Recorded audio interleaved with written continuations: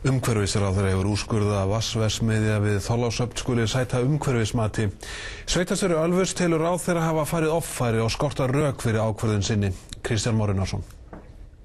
Fyrirtækið Icelandic Water Holdings reisir þessa dagana átöppunarverksmiðju í Ölfussi en framkvæmdir hófust fyrir áramót. Áformað var að fyrirtækið hæfi vatnsútflutning í haust. Bæjarstjóri Ölfuss segir þau áform nú í uppnámi eftir að umhverfisráðherra ákvað fyrir helgi að verkefnið fari í umhverfismat. Þetta kostar fyrirtæki einhver 10-12 milljónir og getur haft áhrif á náttúrulega uppbygginguna, hraða uppbyggingunar sem mjög neikvætt inn í þessa umræðu í dag eða inn í þetta í dag þar sem þetta fyrirtæki búið að markaðssetja sig og markaðurinn býður ekkert eftir því að fyrirtæki fari umhverfismat eftir gett þótt ákvörðum eða slíku. Það gerist ekki.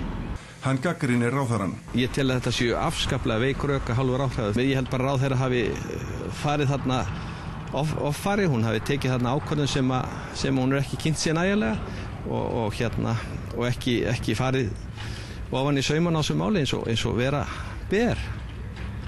Og þetta veldur skaða fyrir fyrirtækið og þetta samfélag hér? Þetta alveg ljóst að þetta veldur fyrirtækinu peningatjóni og getur haft áhrif á það að það afgreiði sína vörun á markaði sem það búið að semja